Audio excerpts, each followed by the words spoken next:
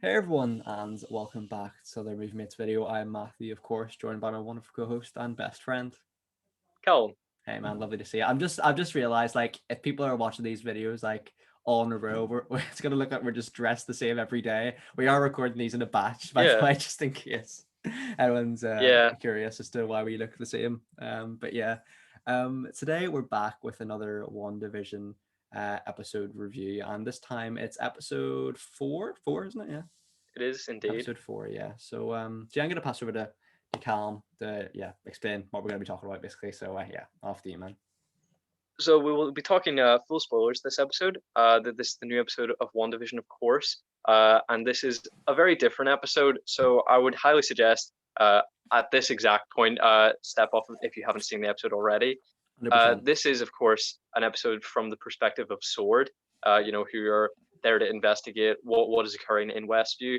So this is the most different episode that we've seen. Mm-hmm. Uh, I would say it's my least favorite so far, Oh but still wow. incredible. Okay. Yeah, But that's I think interesting. that just is a testament to the quality of the series overall. Mm-hmm. But I think I just prefer the sitcom setting to the sort of Yeah. background, elsewhere kind of storyline. Yeah. Fair enough. It's interesting because I think at the in our previous One Division video we had sort of said that we sort of theorized that this episode might be from Sword's perspective, didn't we? We'd sort of Hmm. said something similar along those lines. So it's nice to see that they went down that road, and I think in this episode it's very much, it feels like an MCU movie more than any.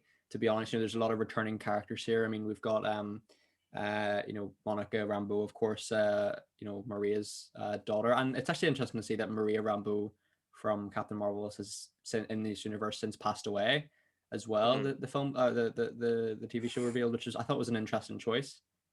Yeah, and this episode starts in a very dramatic fashion. In my opinion, I thought it was a bit early in the series for like an elsewhere kind of episode. It being very isolated from the episodes that we've seen before. And I don't really know that it will be particularly satisfying on a rewatch because I feel like this episode really interrupts the flow. But this episode is mainly led by Teona Paris playing, as you mentioned, Monica Rambeau, and in previous episodes, her acting for me felt a bit off.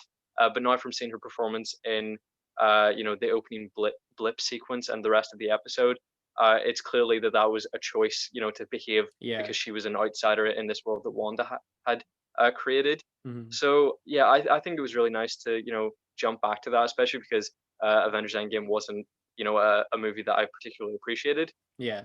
But I am aware of the massive repercussions that it had for the rest of the universe, and it was sort of good to see that the one of the most recent projects since then is fully recognizing that, Yeah. because we've only Completely. really seen the snap up close, but not really the blip. We only saw sort of news footage in Spider-Man Far From Home, and for me, like, it was fantastic. And the idea, as you mentioned, that everyone gets back their lost loved ones, but it's a devastating thought that everyone gets those loved ones back, but you're there and you've had the you know traumatic revelation that Yeah. yours isn't coming back. Completely, absolutely, and we sort of mentioned Avengers Endgame there in the blip. That this episode sort of shows like the people coming back, so the return of all the disappeared, and it's quite an unusual sort of visual because it's sort of like the dust. There's like the dusting effect, but in reverse, so they kind of like Mm, morph. It's sort of weird. But also there is a couple of returning MCU characters in here, most notably Agent Jimmy Woo. Big fan of him. I have a soft spot I for him love for him. sure. And Kat Dennings as Darcy from Thor Hmm. as well. Didn't really hear. I don't think maybe I don't know if we had this conversation about her. Maybe it sort of rings a bell. I'm not sure, but I it was don't I don't really think we've interesting. conversed about her. Yeah, it's really interesting to see her back as well. She's fantastic. I think she carries the episode for the most part. Yeah, she's a massive part because of course Monica disappears halfway through or so, Yeah. but it was a character that I didn't particularly appreciate in the Thor films, and here I think she's grown a lot more into her own. It's been it's been 8 years since we last saw her in film, but presumably 13 years, since she was working with Jane Foster. So Hmm. the character has progressed massively. Or actually, no, not that much. It's presumably still 2023, or potentially Yeah, around that. Yeah. 2024 within universe. So maybe 10, 11 years since she worked with Jane Foster. A But long it's time. a very different character than the one we saw. She's still as quirky, but there's a a more She's overt matured. Yeah. confidence there. Yeah. I think it definitely opens the door for her to appear in Thor: Love and Thunder as well.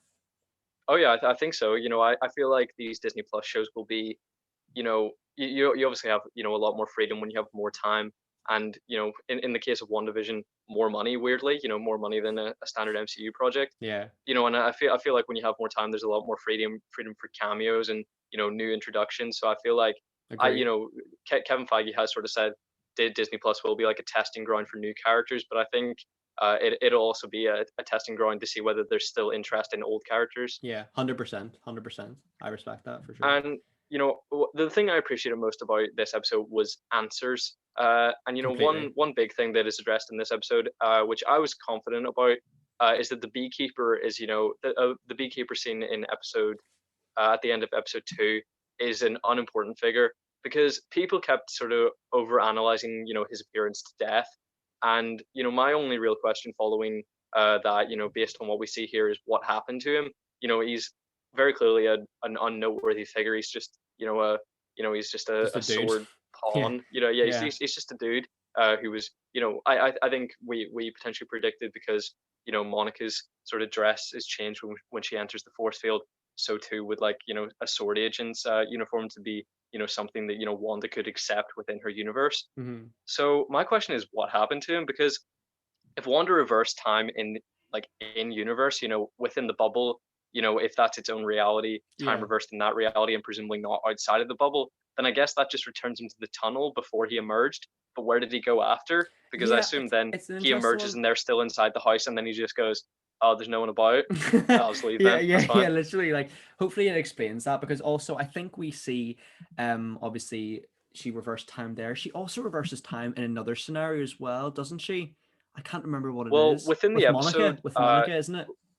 well, yeah, within the episode, it's strange because we've seen the episodes presented to us as a television show within a television show that people are watching, Yeah, as like in the viewers kind of in the thing in sword her base. universe. Yeah. But also when we watch Darcy watching the television show that we're watching within the show that we're watching, Yeah, it's the footage that she sees yeah. isn't, it's, we see unadulterated footage, aside from the two instances where we've seen cuts, the reversing and then the cut, the sort of blip back, Hmm. after Vision has made a revelation in Yeah. episode 3.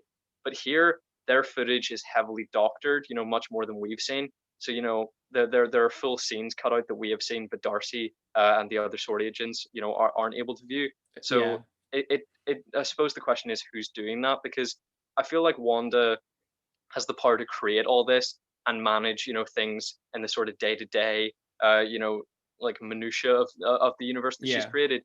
uh but I really don't think that she would have the forethought to think, "Oh, I'll make this complicated bubble and this process where people can see the sitcom that I'm pretending to host, but I'll also Yeah. be cutting out crucial parts." I feel like there must be someone else at play. There I must 100% be. agree. I think it may I think potentially I'm not even particularly sure if Wanda's maybe aware of the sitcom doctoring as well. Do you know what I mean? Like, I think she's aware of maybe the sitcom, but I'm not sure whether she's aware that it's being manipulated, so to speak. Broadcast Yeah, even. broadcasted. Yeah, because it's an interesting. Obviously, I think the person who's doing the broadcast obviously wants the broadcast to be viewed. Otherwise, why would Yeah, you why create would you that? do it? Why would Yeah. you do it? Do you know what I mean? So I think it's a really interesting one. Like, we've sort of talked before in our WandaVision episodes about like a potential malevolent force, and I think we're going to get more answers here as Yeah. we go along. And it kind of seems to me like, from what I had sort of misinterpreted it in the last episode as to, like, maybe Sword had created this sort of like Simpsons movie style dome, but it kind of seems like Wanda herself has created it, where like anyone who is transported into it becomes sort of a 1970s or whatever decade it is, sort of Hmm. style version of themselves. And obviously here as well, Wanda's definitely aware that this isn't reality. I think because Yeah, she I obviously think like so. mentions Ultron, and obviously she turns around, like, Vision's like head is like ripped off, sort of thing. So it's kind of signifies to me that, like, she knows that this isn't the truth, which kind of makes me Yeah. think she isn't mentally unstable as Hmm. of yet. But maybe I don't know. Maybe that argument could be maybe that narrative can be drawn both ways, I think. Yeah, because logically, it's presented in the show as a sitcom, but really, what we're seeing is Wanda's, presumably her ideal version of life. But I feel like if you were consciously creating that, or even unconsciously, what part of you compels you to then, have that available as a broadcast? That's the thing that's like really, coming up against the idea that it's, entirely Wanda, because why would she be like, yeah, I want to live my life with Vision in this, idyllic town, but I need people to see it. Like Yeah, it's just not something, if you're creating a television universe, you're creating a universe that looks like television. You're not creating like, you know,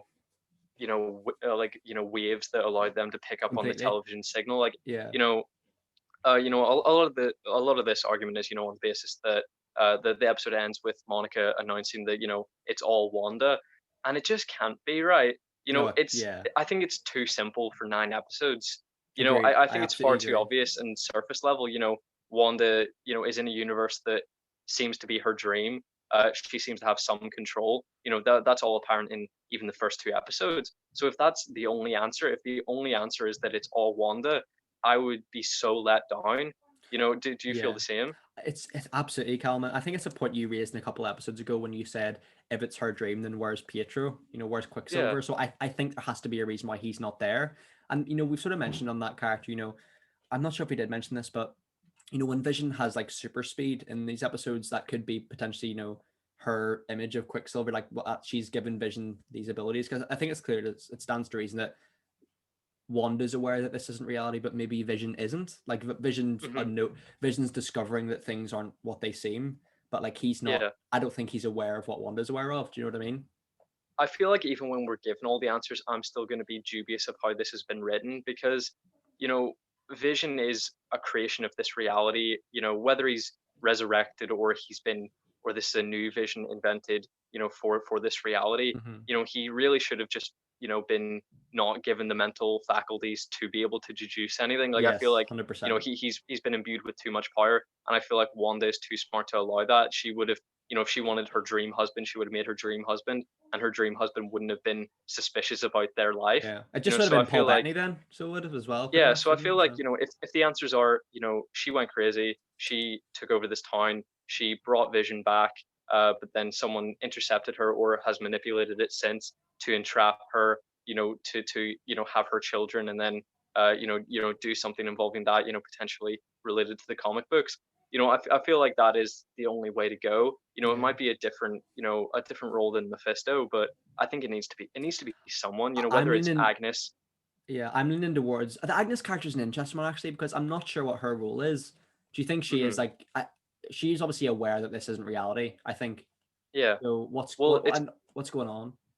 it's interesting because throughout this episode, we see that most of the people within the town of Westview have They're been real people. identified Yeah. as their real person counterpart, but the only person without an accompanying ID is Agnes. And previously, we had seen a level of self-awareness, and in further promotional material, that there's a part where something goes wrong, and she says, "Can we take it from the top?" As though she's an actress. So yeah, she is 100% aware. I'm very confident of that, but she also seems scared in some of those scenes. And then within the promotional material where she asks Vision like, are we dead? And he asks why, and she says because you are. Like she does seem scared. So even if Yeah. she's uh antagonistic, she can't be the And villain. she doesn't seem like a You know, sword member either because otherwise sword would be aware of her in there. So I don't know yeah, what's I've going I've on. heard a few theories that everyone there could be sword agents, Hydra agents, or some other affiliation, or they were the residents of the town before Wanda took it over. I've heard a lot of different stuff, and like the most solid one is that she is Agatha Harkness from the comics. But I really don't know how Yeah. that ties into her seemingly being scared of whatever force, unless there was some deal with Mephisto, or there has to be a level of control that neither her or Wanda are involved with, because I really don't want to think of Wanda as a villain. Yeah, I know. I know. Because I don't think she's going to be a victim either. Like she is by some level complicit in this. I think, she wanted Vision back. She has Vision back. I think that's why she's not questioning the reality. She definitely has some control, and she probably created it, but I don't think she has dominion over it. Yeah, I agree completely. For sure, buddy. Any more And we sort of remarks? talked about the narrative of Yeah. this episode. I was going to ask you about, what you think is next. Before I'd asked you, did you think this episode was going to return to like the status quo of episode one? And now that all of Wanda's obstacles have been removed, I feel like that's more likely for next episode.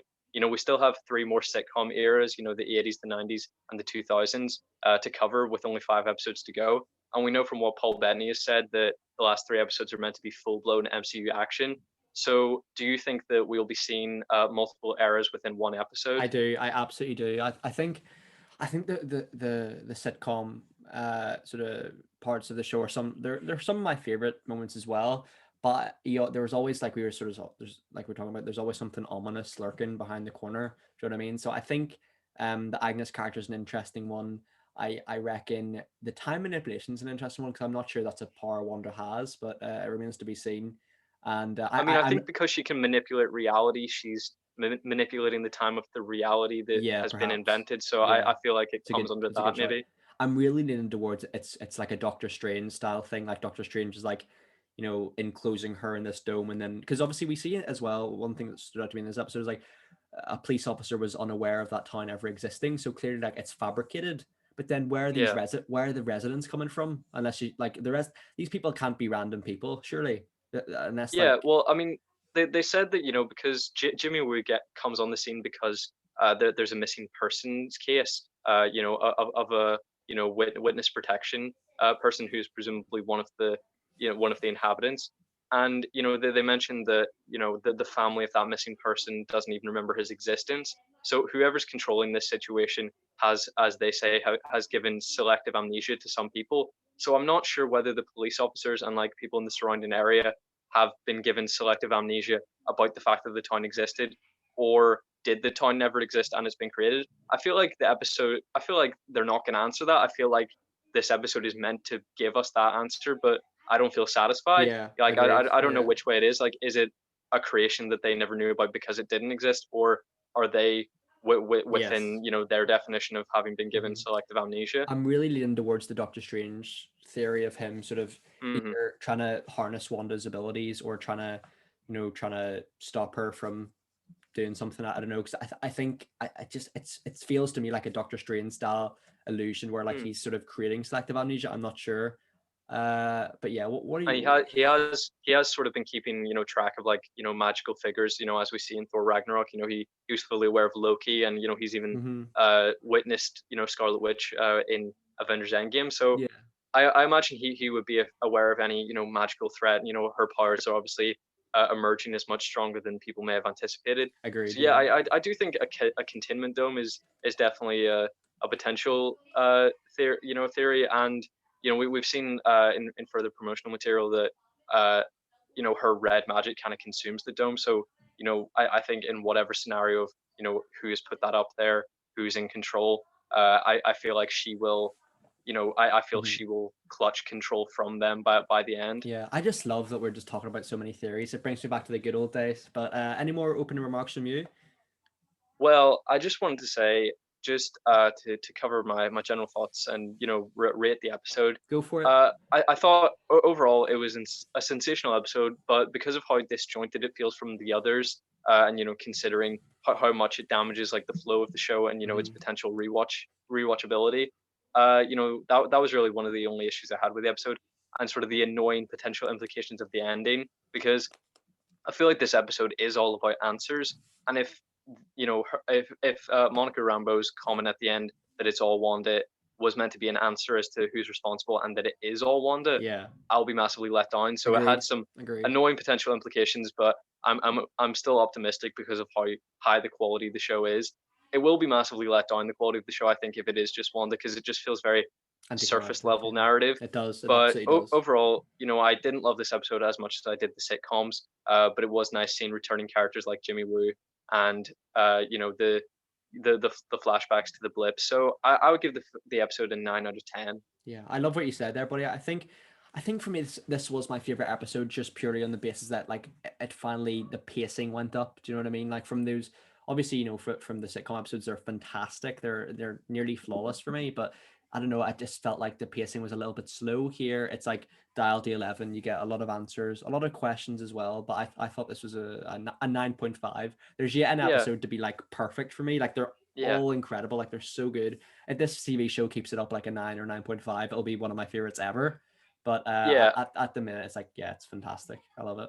And I sort of said that this may damage the pace of the series, but definitely within the pace of the episode, like it feels very fast paced, but it also feels like it goes on a long time. Like It this does. is, It you know, feels like a what movie once almost. again maybe 24 minutes. You know, with It feels so then much added longer as credits well, after that. strangely. Yeah. It felt like, you know, as long as a 40-minute episode, you know, of any other television show. Like it Mhm. felt densely packed, but it still Yeah. you know, managed to keep its pace. Agreed. Well, pleasure recording with you today, buddy. And then Good to and see yeah, you. stay tuned as well, guys, for next week. Well, we'll be reviewing episode 5 of WandaVision. So yeah, hope you guys are all safe and well. Hope your family and friends are all safe and well too. Take care, everyone, and see you later. Bye bye.